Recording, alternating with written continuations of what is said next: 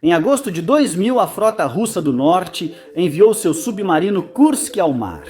Era uma embarcação imensa, com casco duplo, energia nuclear, mísseis antinávio supersônicos e tida como inafundável, símbolo de 2 bilhões de dólares da ambição pós-soviética. O Kursk deveria provar que, mesmo no caos dos anos 1990, Moscou ainda podia colocar em campo armas para rivalizar com as melhores da OTAN. Mas apenas 2 dias após o início de um exercício de demonstração, essa ilusão foi violentamente destruída quando um vazamento de torpedo em seu compartimento dianteiro se transformou em uma bola de fogo de calor inimaginável. Logo após, outra explosão atingiu os depósitos de munição, destruindo a frente do submarino e espalhando destroços no fundo do mar. Alguns tripulantes morreram na hora, outros ficaram presos no escuro, mas nenhum sobreviveu. O que era para ser uma demonstração de força virou uma humilhação nacional, um escândalo que marcou e influenciou a carreira política de Vladimir Putin.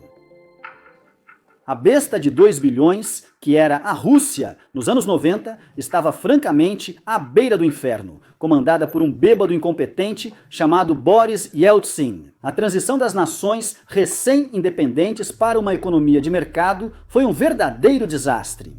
As reformas de terapia de choque, que cortaram subsídios e privatizaram estatais para acelerar a transição ao capitalismo, causaram hiperinflação. Acabou com as economias, aumentou o desemprego e empurrou milhões para a pobreza.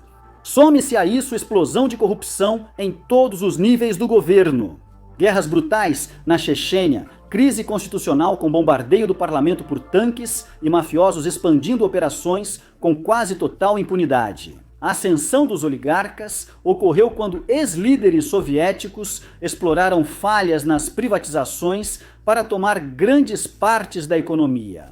E sim, você provavelmente entende o que queremos dizer quando afirmamos que aquilo beirava o infernal.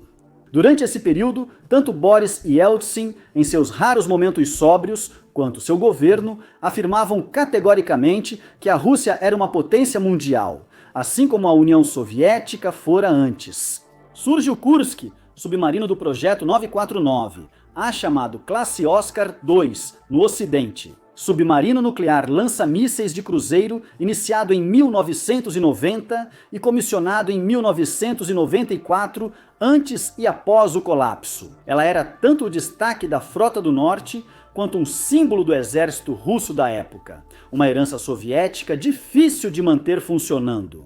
Mas aquilo continuaria funcionando, custe o que custar, por causa das ambições mencionadas anteriormente.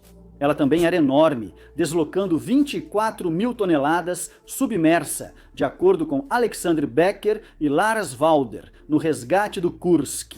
Com 154 metros de comprimento, do nariz à popa, e 18,2 metros de largura. O que, para contextualizar, a tornava tão longa quanto 2 jatos 747 e aproximadamente tão larga quanto uma estrada de 5 faixas. Caramba, isso é enorme! 2 reatores nucleares davam a ela 30 nós na superfície e 28 nós submersa nada mal. Quando, com carga máxima de 9.500 toneladas, ela pesava mais ou menos o mesmo que a Torre Eiffel. E claro, com propulsão nuclear, seu alcance era ilimitado. Essencialmente, de qualquer forma, ela teria que parar de tempos em tempos para reabastecer seus suprimentos de comida. Mas, na prática, era ilimitado. O principal destaque do Kursk era seu poder de fogo. Ela levava 18 torpedos e até 24 mísseis de cruzeiro P-700 Granit, chamados SSN-19 Shipwreck, pela OTAN. Cada Granit era um míssil antinávio supersônico voando rente ao mar com ogiva de 750 quilos e capaz de atingir Mach 15, embora algumas fontes relatem Mach 25 em lançamentos em enxame. Eles podiam se comunicar entre si durante o voo através de um míssil designador líder que voava mais alto que os demais. Recebia os dados, analisava variáveis e traçava um curso de ataque eficaz automaticamente. Essa capacidade era muito importante na época. O P-700 foi um dos melhores mísseis antinávio do mundo, mas já foi superado, inclusive por versões mais avançadas dele mesmo. O P-800 Onyx e projetos ocidentais, como o míssil naval Strike, possuem capacidades ainda mais avançadas. Enquanto os dentes do Kursk eram afiados, seu corpo também era resistente, com casco duplo, camada externa de aço austenítico, não magnético e resistente à corrosão, e casco de pressão interno com 5 centímetros de espessura. Havia um espaço de mais de 2 metros entre eles para absorver impactos de torpedos e colisões. Porque artefatos navais desafiam o destino, Kursk também foi chamado de inafundável por seus projetistas. Irritantemente, não sabemos quem foi o autor dessa afirmação. Porque, embora todos os 4 livros que consultamos para produzir o episódio de hoje sejam categóricos ao afirmar que isso foi dito, nenhum deles menciona por quem. E a esquisitice soviética obrigatória no caso do Kursk? Tudo isso veio do fato de que seus projetistas realmente se esforçaram para torná-la tolerável. Ousamos dizer até agradável de servir, como Roberto Moore colocou em seu livro A Time to Die. Para o submarinista russo, o Kursk era relativamente confortável. Ela possuía sauna, sala de recreação e aquário. Tudo isso naturalmente não saiu barato, com o Palácio Palachó acabando por custar o equivalente a $1 bilhão americanos. Quando ela foi comissionada em 1994, segundo Moore, isso equivaleria a cerca de 21 bilhões hoje, ajustando pela inflação. Podemos dizer então, a partir desse panorama, que a Kursk parece ser um navio bem decente, não é? Quase um sonho para o novo Estado russo. Uma arma moderna, quase pronta, faltando apenas ajustes finais, que poderia servi-los por anos, enquanto suas maiores capacidades colapsavam no caos pós-soviético. Exceto que não, nós já sabemos que não é isso que acontece. Boas máquinas não explodem e deixam toda a sua tripulação morta no fundo do mar. Deixam? Não. O Kursk simbolizava perfeitamente a Rússia dos anos 90. Impressionante, imponente, com herança soviética, mas cheio de falhas ocultas que ninguém queria admitir. Ela não era uma máquina dos sonhos, mas uma bomba-relógio em aço. Em agosto de 2000, o relógio parou.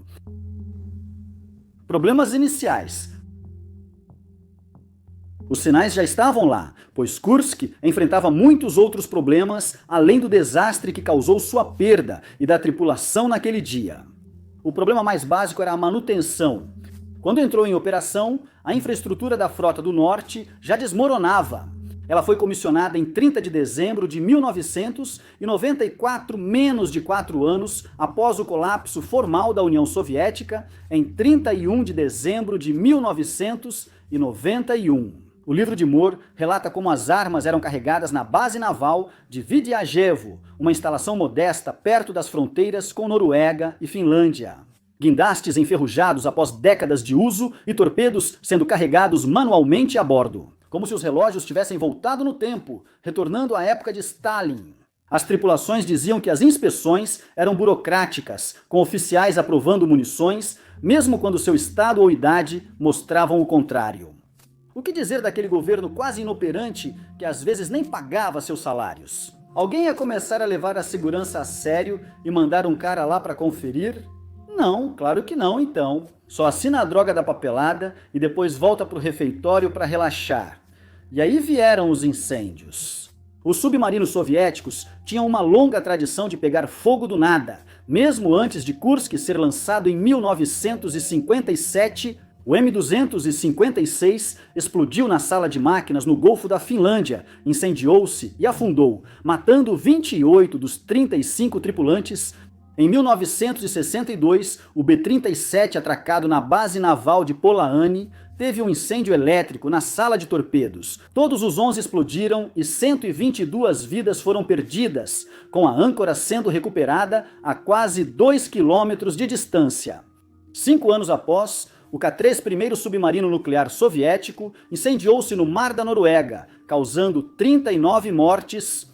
Embora o próprio K-3 tenha sobrevivido, permanecendo em serviço e só sendo descomissionado em 1988 depois, veio o K-8 em 1970, também movido a energia nuclear, como o K-3. Ela sofreu 2 incêndios simultâneos e, após desativar seus reatores nucleares e ordenar o abandono do navio, seu capitão e sua tripulação receberam ordem para reembarcar. Durante o reboque, 60 dos 104 tripulantes morreram. 8 afogados em compartimentos selados às pressas e 52 por inalação de monóxido de carbono.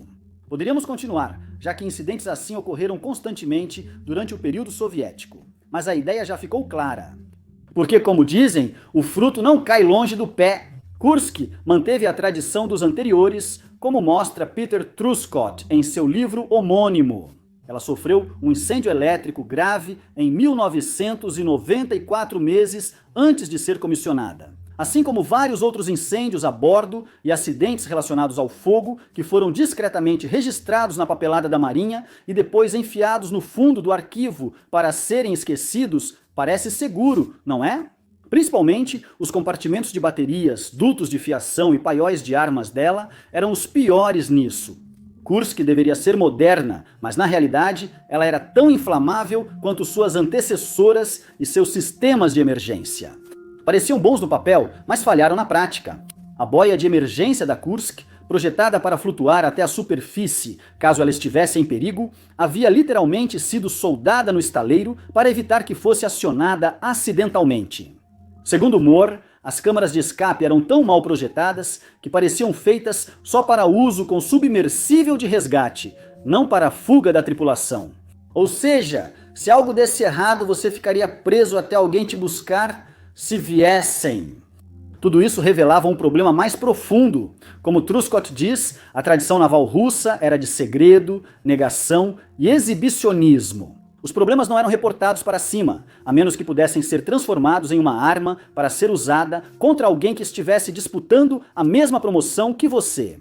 Como resultado, as falhas não eram resolvidas, eram ignoradas.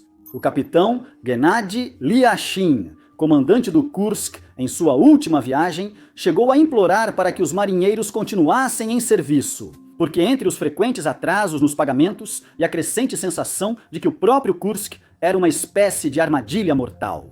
Muitos marinheiros, especialmente os recrutas, sabiam muito bem que podiam simplesmente abandonar o serviço. E basicamente não havia risco de alguém tentar caçá-los e trazê-los de volta. Agora, porém, chegamos ao pior defeito do Kursk, aquele que acabou causando sua queda. Seus torpedos, veja bem, ela carregava torpedos do tipo 6576 Kit, também apelidados de Gordo pelos marinheiros, e uma série de outros apelidos potencialmente desmonetizáveis derivados disso. Devido ao diâmetro de 650 milímetros, bem maior que os 500 e 30 milímetros dos torpedos soviéticos comuns, como o tipo 53, o problema era o uso de peróxido de hidrogênio concentrado, H2O2, como parte do sistema de propulsão e oxidante. E essa substância é muito volátil se um tanque ou tubo vaza, ou se o peróxido entra em contato com ferrugem, graxa ou certas superfícies metálicas. Ela pode explodir em vapor escaldante e oxigênio puro quase instantaneamente em um tubo de torpedo ou compartimento fechado. Essa explosão repentina rasga as carcaças, espalha oxidante em chamas sobre os equipamentos próximos e alimenta incêndios. Pior ainda, choque e calor podem detonar ogivas próximas, tornando um pequeno vazamento uma reação em cadeia e causando explosão total. Isso também não era desconhecido na época. Os britânicos aprenderam essa lição da pior forma em 1955, quando o His Majesty's Ship Sidon explodiu no porto de Portland, na Inglaterra, custando 13 vidas. E como se não bastasse, soviéticos e depois russos sabiam do incidente que também ocorreu com eles. Eles ignoraram o problema, mesmo após 3 acidentes fatais antes da perda do Kursk. Além disso, entre 1977 e 2000, quase 1/3 dos lançamentos de teste falhou, mostrando que eles mal funcionavam. O que é pior que um torpedo perigoso e mal projetado, já antigo, como os que estavam no Kursk, construídos na RSS do Cazaquistão em 1990 e modernizados em 1993. Eles ficaram armazenados até 2000, após serem retirados, passaram por checagem superficial e foram embarcados. Então sim, achamos que todos vocês já podem ver onde isso vai dar. Fogo nas profundezas. Kursk estava participando dos complexos exercícios navais intitulados Snaply, do jogo de guerra da Frota do Norte, quando o desastre aconteceu. Foi o maior exercício naval da Rússia desde o colapso de 91. Todos os recursos possíveis foram usados, ou ao menos tantos quanto a Marinha Russa podia mobilizar na época. Mais de 30 navios apoiados por 7.800 militares de divisões aerotransportadas, unidades do exército e destacamentos da Força Aérea Ucraniana participaram. Era uma época diferente. O almirante Vyacheslav Popov, comandante da frota, também tinha muito em jogo nessa demonstração. Se tudo corresse bem, ele poderia ser promovido para Moscou e até virar comandante em chefe da Marinha. A pressão era enorme, tudo precisava funcionar perfeitamente, como o Kursk e as frotas. O orgulho deveria ser a estrela do espetáculo. A OTAN, naturalmente, também estava observando cada segundo. O Mar de Barents foi palco da Guerra Fria, e em 2000, com o futuro do relacionamento da Rússia com o Ocidente ainda incerto, nada mudou muito. Submarinos americanos da classe Los Angeles, nucleares, monitoravam tudo. O United States Naval Ship Loyal estava por perto, com seus hidrofones, assim como seu navio de coleta de inteligência eletrônica da Noruega. Majata estava à espreita logo fora da área de exercícios, observando tudo de cima. Os P-3 Orion lançaram boia sonar. Satélites registravam tudo e analistas ocidentais acompanhavam em tempo real o retorno da Rússia às grandes operações navais. Moscou sabia disso e, na verdade, não ligava. O mantra era deixar o mundo ver a excelência da Rússia independente. Assim, em 11 de agosto, o Kursk chegou à área de exercícios no Mar de Barents. Ela havia concluído seu primeiro exercício lançando um míssil granito com ogiva de treinamento. O capitão Lyashin, nosso comandante já conhecido, aguardava o evento principal. O plano era simples: alinhar-se ao navio-chefe da frota, Piotr Velaki, e disparar 2 torpedos de treinamento. No início, tudo parecia bem. Kursk fez seu último contato às 8h51, confirmando posição e prontidão para disparar. A resposta do quartel-general da frota foi uma palavra: dobro, isto é, bom. Ela submergiu até a profundidade do periscópio e iniciou a perseguição ao alvo. 30 milhas ao norte, às 11h28. Ela mirava Piotr Velaki e ordenou preparar o tubo 4 para disparo, mas nunca atiraram. Quando o torpedo foi movido para frente, o peróxido de hidrogênio vazou por uma vedação defeituosa. Naquele momento, começou a se misturar com todo o metal, combustível e graxa que achou. E claro, isso levou à detonação. Uma enorme bola de fogo, que acredita-se ter atingido mais de 8.000 graus Celsius, explodiu do compartimento do torpedo. E por causa de um hábito descuidado, contra os regulamentos, entre os marinheiros russos, de não fechar a porta do compartimento para economizar aquecimento. A bola de fogo atravessou o submarino e chegou ao posto de comando central, onde Lyashin, seu imediato e oficiais ainda estavam de pé. Todos na parte da frente do Kursk, todos eles mortos. As chamas eram tão intensas que eles nem teriam tido tempo de processar o que estava acontecendo. Talvez 1 ou 2 segundos para quem estava no posto de comando central enquanto a bola de fogo se aproximava. Quando a bola de fogo os atingiu, sumiram instantaneamente. Os alarmes de emergência não soaram antes que a maioria da liderança do Kursk morresse. 2 minutos depois, às 11h30, enquanto a tripulação na traseira buscava máscaras de oxigênio, ocorreu outra explosão. Todos os torpedos detonaram após os danos da bola de fogo, explodindo com força de 3 a 5 toneladas de trinitrotolueno. Sismógrafos do norte da Europa registraram magnitude 3,5. Em um instante, os compartimentos 1 a 4 do Kursk desapareceram. No momento eles estavam lá, no momento seguinte tinham sumido dali, Kursk, ou do que restava dele. Ela foi arremessada pela explosão e afundou, colidindo com a proa e o lado de bombordo para baixo às 11h32. Milagrosamente, embora cerca de 40 das 118 almas a bordo naquele dia tenham sobrevivido, todos os homens que sobreviveram, por pura sorte, estavam justamente na parte traseira do navio. Todos estavam fora dos compartimentos de 1 a 4 e longe da bola de fogo inicial. Eles recuaram cada vez mais para a traseira, sufocando com a fumaça e selando as escotilhas atrás de si assim que os gritos de socorro cessaram.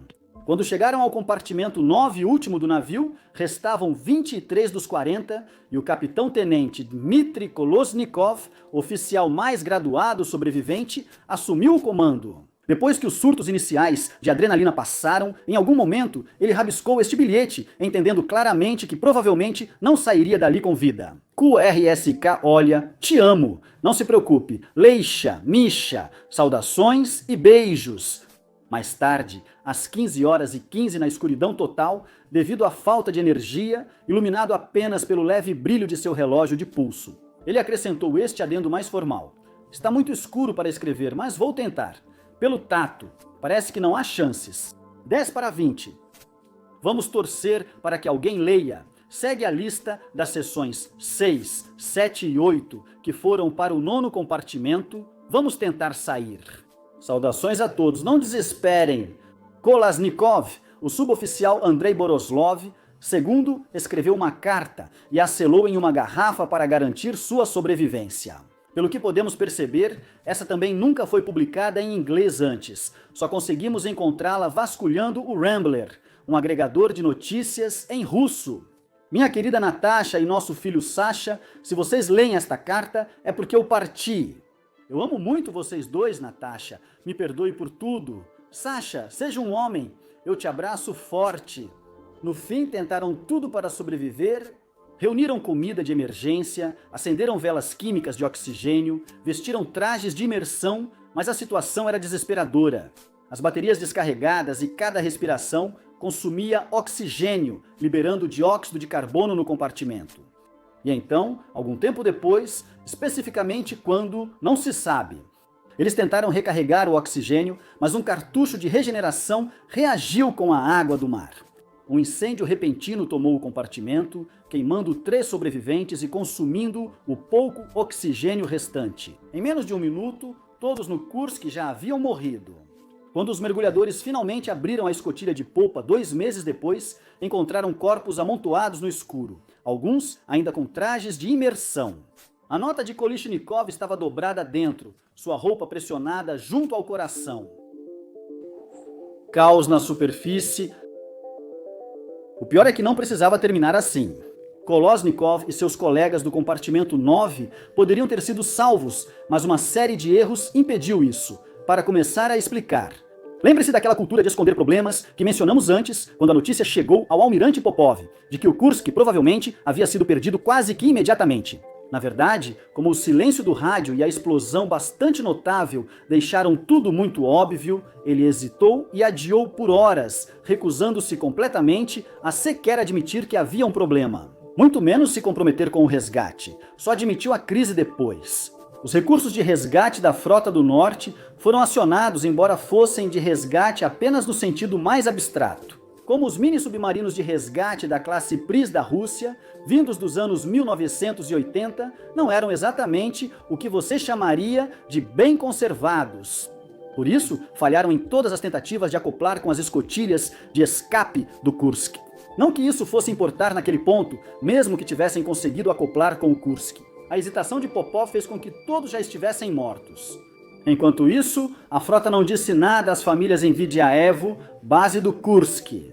Por acaso, esposas e mães se reuniram no clube dos oficiais exigindo respostas. Em vez disso, elas receberam boatos. Um dia diziam que foi uma colisão com um submarino americano, no outro que foi um acidente estranho. Depois, diziam que não era nada com que se preocupar. Ocultaram a verdade de que filhos e maridos estavam presos no fundo do Mar de Barents. E onde estava o presidente Boris Yeltsin durante tudo isso? Bem, na verdade ele estava aposentado, já que foi tirado do cargo em 1999. Seu sucessor, Vladimir Putin, que você talvez conheça, estava de férias em Sochi. Ele aproveitou mais 5 dias de sol e depois voltou para Moscou. Sua ausência também foi notada pelo povo russo. Foi a primeira crise verdadeira do seu mandato e ele fracassou completamente. A partir daí, o encobrimento continuou. Informes oficiais diziam que houve contato com as tripulações do Kursk e batidas eram ouvidas no casco. Relatos afirmaram que marinheiros respondiam em código Morse, mas era só fantasia. Os sobreviventes do compartimento 9 já estavam mortos há dias. A Marinha sabia disso, mas mentiu para as famílias mesmo assim, desesperada para ganhar tempo e evitar a culpa. A farsa acabou em 20 de agosto, 8 dias após o naufrágio. quando os mergulhadores noruegueses finalmente abriram a escotilha de fuga de popa, encontraram o compartimento 9 completamente sem vida. O jogo tinha acabado, e então Moscou admitiu o que todos já sabiam: a tripulação do Kursk não havia sobrevivido. A reação em casa foi de fúria. Câmeras mostraram mulheres chorando em Vidyayevo, contidas enquanto almirantes tentavam acalmá-las. Uma viúva ganhou fama ao perguntar ao vivo ao vice-primeiro-ministro Ilya Klebanov: "Onde você estava quando meu marido morria?" Outra se lançou contra um oficial da marinha arranhando suas medalhas. A máscara de controle caiu e a indiferença do Estado ficou exposta. No final das contas, o Kursk era muito mais do que apenas um caso perdido de submarino, que foi perdido em uma circunstância absolutamente trágica. Foi um escândalo político, uma humilhação nacional e uma autópsia pública do declínio pós-soviético. Como Truscott coloca, a perda foi vista como um golpe para a autoconfiança e o orgulho nacional já diminuídos. Foi o momento em que a Rússia pós-soviética se olhou no espelho e não gostou do que viu. A marinha deles já havia assustado a OTAN. Agora eles não conseguiam fazer um exercício de porte sem perder um dos principais navios e todas as vidas a bordo. Segundo Truscott, isso simbolizava o desejo excessivo da Rússia de ser uma grande potência. Um navio de última geração que o país não podia manter nem equipar. Um divisor de águas que rompeu antigas ilusões. O Kremlin, é claro, tentou suavizar as coisas. Eles espalharam teorias da conspiração sobre submarinos americanos, sussurraram sobre acidentes estranhos e até sugeriram que uma mina antiga poderia ser a culpada. A realidade era mais simples e pior. O melhor submarino da Rússia afundou por seus próprios sistemas falhos, cultura de negação e incompetência. E o dano não foi só a reputação.